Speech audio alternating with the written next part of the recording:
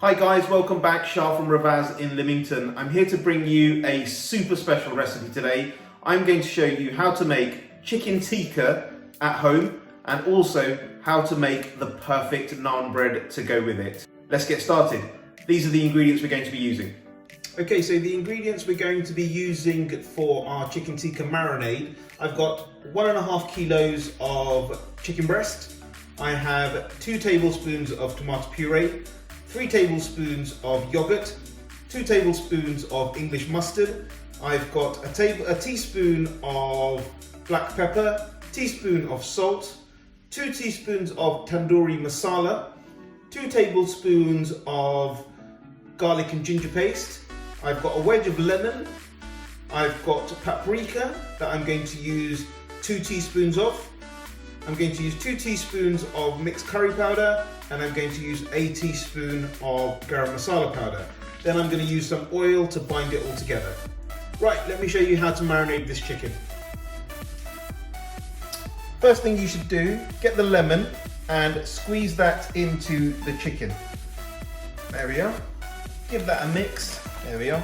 And just let that sit, just so that the lemon soaks into that chicken. Give it about 10 minutes or so. In the meantime, just put that to one side. Grab another bowl and I'll show you how to make the marinade. Okay, so let's start with the paprika. We're going to use 2 teaspoons of paprika. Now, smoked paprika is the one to go for. It gives it that really nice red color. You'll notice I'm not using any food coloring in this, and that's because you don't need to. It's not very nice, I don't like it, and I don't use it. There we are, that's garam masala powder, 1 teaspoon, curry powder, 2 heaped teaspoons. There we are, in goes the salt, tandoori masala. Now this is optional, I have it, it just adds a really nice smoky flavour to it, so I'm going to use it. Black pepper, and now the wet ingredients. So I have 2 tablespoons of garlic and ginger paste, that will go straight in. Then the tomato puree, again helps with that colour, making it that beautiful red colour that you have all become very accustomed with. Yoghurt, let's get that in there. And there is 3 tablespoons of that in there. There we are. And the mustard, let's get that in there. There we are. Now let's bring that to the middle. And to that, just to bind that all in, we're going to add probably about 2 tablespoons of oil. Now, any oil's fine. I've used olive oil, but vegetable oil or sunflower oil is absolutely fine. And then you just mix that up. And you're trying to create a beautiful paste. Right, so that's all now mixed together. Now what we're going to do is, once that chicken's ready, I'm going to give it about another 4 or 5 minutes for that lemon to soak in. And once that's ready, I'm going to start marinating the chicken, and we're going to leave that chicken to marinate for about half an hour to 45 minutes as a minimum, but 3 to 4 hours is preferable. If you can, and if you have the time, then 24 hours. But we'll come back to that in about 5 or 6 minutes once that chicken's ready to be coated. Okay, so now that chicken has had the chance to absorb the lemon juice, I'm just going to add the marinade straight into the chicken. There we are. And now just give that a really good mix. There we are. Now that's all nicely coated. I'm going to leave that just to sit in the fridge for about 45 minutes to an hour, just so that it all soaks into that chicken. And then what we're going to do, we're going to skewer them up and then we're going to cook them.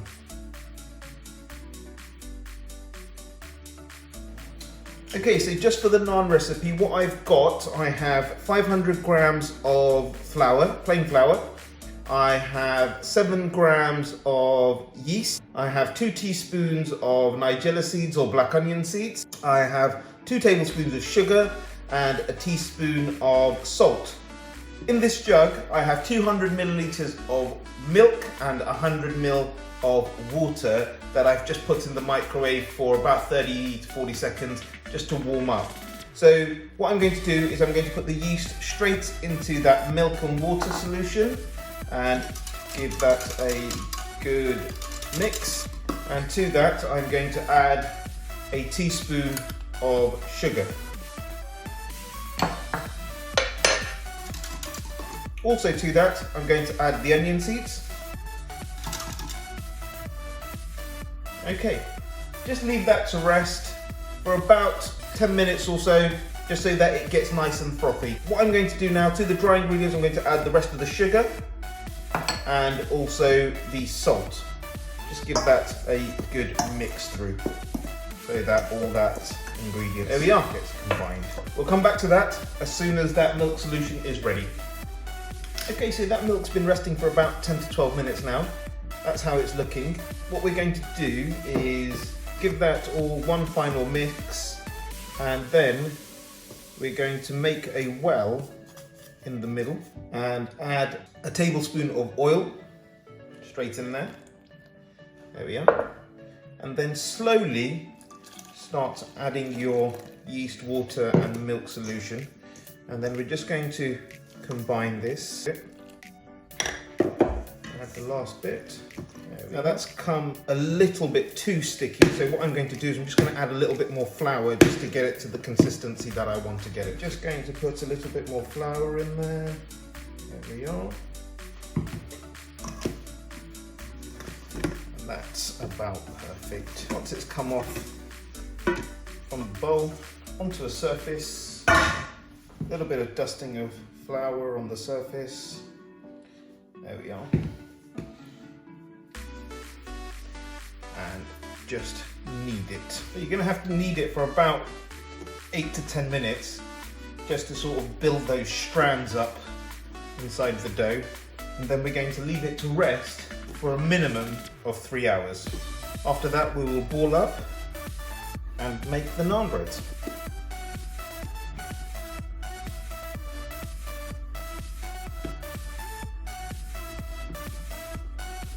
You grab yourself a bowl like that, and then a little bit of oil, and just coat the bottom of that bowl so that it doesn't stick.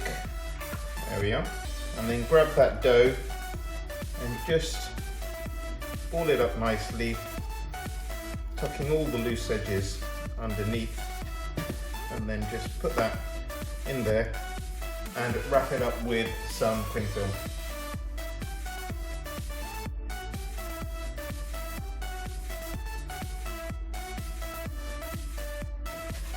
And leave that to sit for about 3 hours as a minimum. You can leave it overnight, amazing, but what you'll see is that will double in size. So that naan dough has risen beautifully. Let's go in and have a look. There we are. Right, now we're going to ball that up and place that into a dish like that. So let's get some flour onto the surface. There we are. Get some on my hands. And what we're going to do is just out onto the table. Right, now what we're going to do, we're going to try and get about 160 grams per ball. Right, let's have a quick look.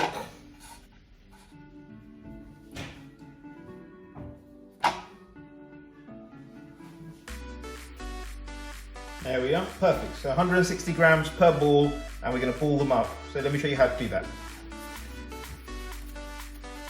So you grab all your dough, and what you're trying to do is you're trying to get everything into the middle, and then just tuck it all in. And then just like that with your hands. There we are, your perfect naan ball.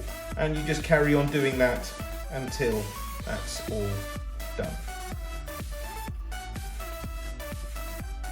So that amount of dough allowed me to make 6 naan balls. So I've got 6 naans that I'll be making later on. So what you do now, you have to let that rest for about another half an hour to an hour at room temperature. So just cover it up with cling film and leave it to one side, and then I'll show you how to make the naan in just a moment. Okay, so that dough has now been sitting for another hour or so, and what we're going to do is I've just floured a board, and I'm just going to stretch the naan out. Now you can use a rolling pin, which is no problem at all, but I'm just going to stretch like this. I might just give it once with the rolling pin. There we are, that's your naan ready. And what we're going to do is we're going to cook it on a frying pan. So let me show you how we do that. Okay, so to that naan, what I've got some oil that I'm just going to brush over the top of it, and then we're just going to move that over to a frying pan. And just leave that to cook, and what it will do, it will start puffing up. So that naan's just cooking away now. Just give it a few minutes. You can see the bubbles are starting to rise. And what I'm going to use then is a blowtorch to give you those charred marks on the top of the naan. And on your blowtorch, be careful with this.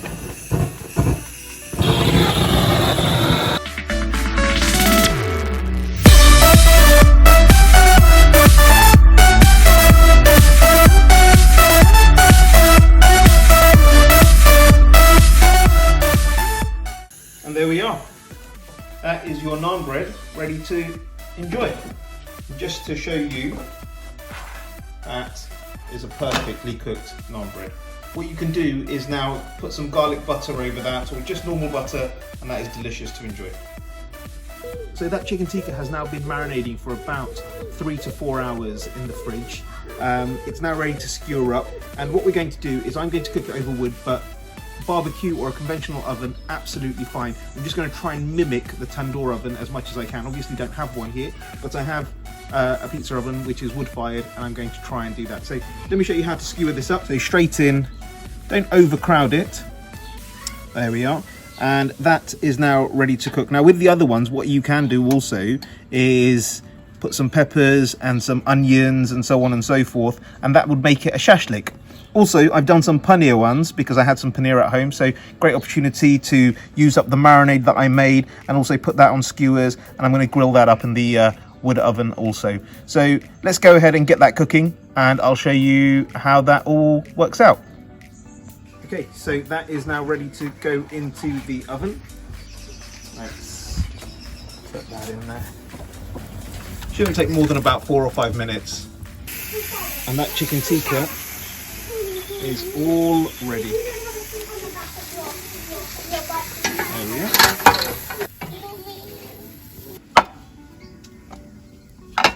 Right, so into a sizzling cast iron frying pan, we're going to really heat that up. I've just heated that up in my pizza oven, so that is absolutely smoking hot. And to that, I'm going to add my onions. There we go. Just add a bit of a touch of olive oil in there. There we are.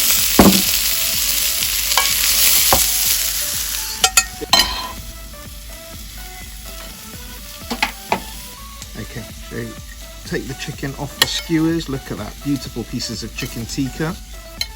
There we are, put that to one side. I'm just going to grab my skillet. There we are. Give that a nice once over, and straight in with the chicken tikka. And there you are, folks, chicken tikka done for you exactly how we do at the restaurant. No food colouring, you don't need it, so don't believe the hype. This is how chicken tikka is meant to be. I've made a little bit extra because the next video I'm going to make for you is the one that all of you have been asking for, the chicken tikka masala. I'll see you on the next one. Take care.